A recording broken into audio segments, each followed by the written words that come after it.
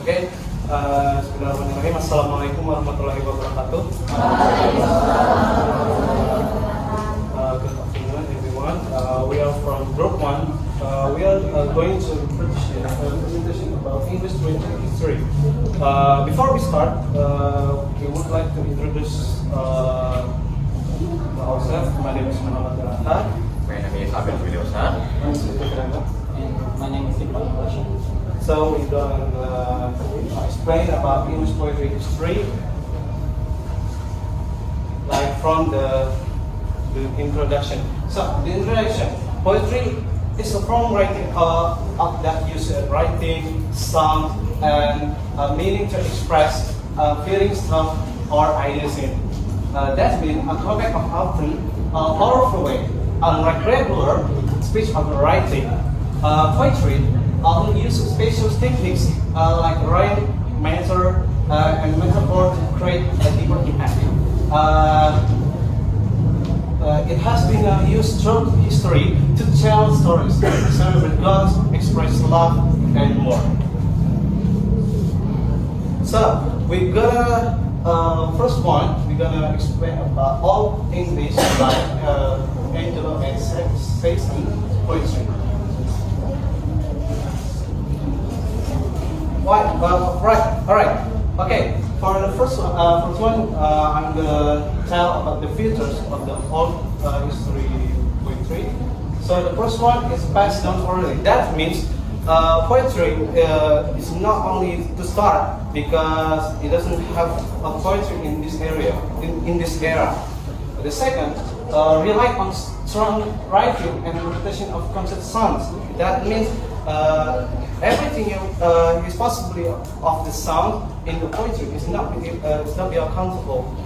And feature three is a canon and metaphor. That means the poetry doesn't have canon and metaphor because the poetry was not used by this area.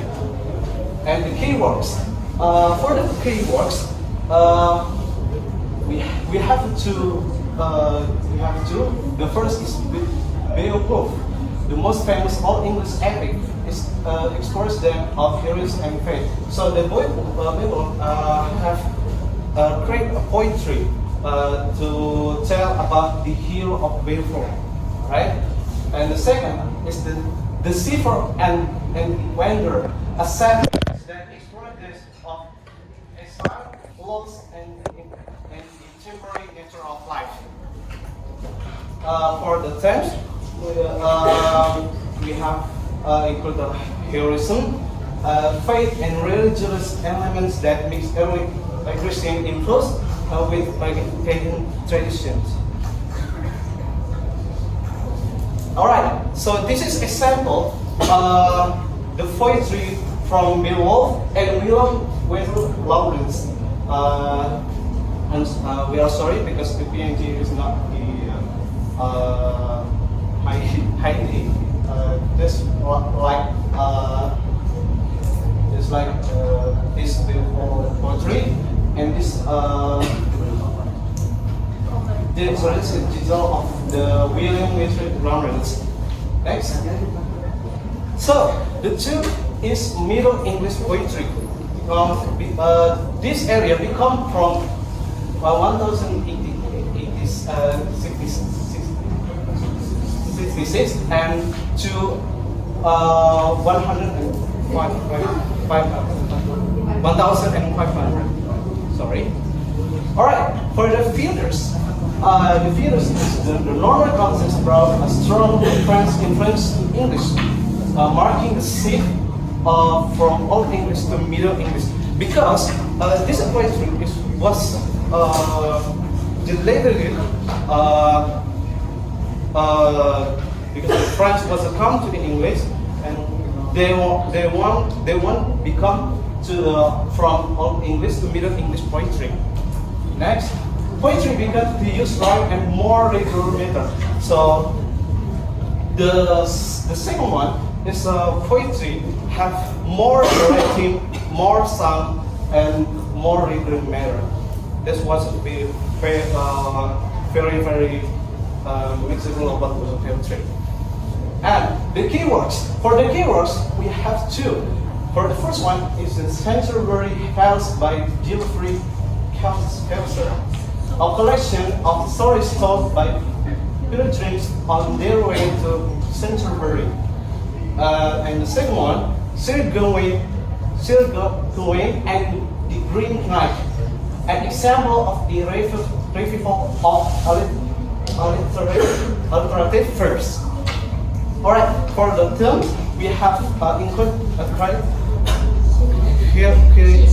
chivalry, country law, and moral and religious question. Alright, so this is an example from Geoffrey Chaucer and Sir Gawain and the Green Knight.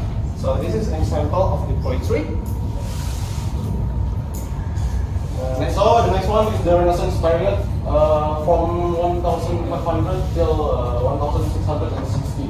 So in this era, the England is they have taken back their territorial from the French. So in this period, there are some features.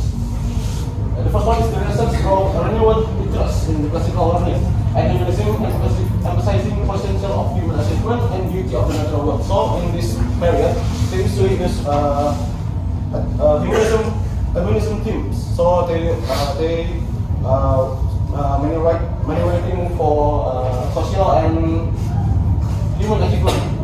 The second one is poets experimented with new forms. So they experimented with new forms of poetry. They do some new rhythm or some rhymes. The second one is keywords. William Shakespeare is famous not only for his plays but also for his sonnets. You can actually know William Shakespeare from his works, the sonnet 16, if I'm not mistaken. The second one is Edmund Spenser, a long allegorical poem praising Queen Elizabeth I and exploring themes of virtue and heroism.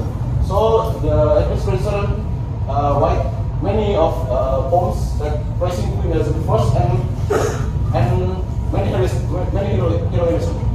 The third one is John Donne, a leader of the metaphysical poets. So John Donne is a writer of the metaphysical poets that also make many works of metaphysical poets. For the themes, we usually this period use common themes include love in its various forms, nature, the passage of time, and deep question about life and death. So this is the work of William Shakespeare and Edmund Spenser. For William Shakespeare is sonnets, and Edmund Spenser use epithalamium.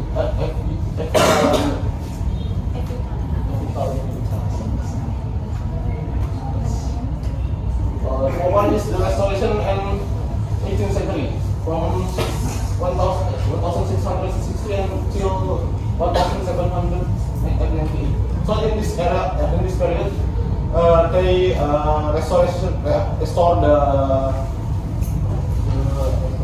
the territorial from the French. So the features in this period listen to classical ideals, including order, balance, and often satire. So they use many satirical poems. The second one is the use of the heroic couplet become popular. So in this period too, they usually make the heroic poems, and they become popular, and many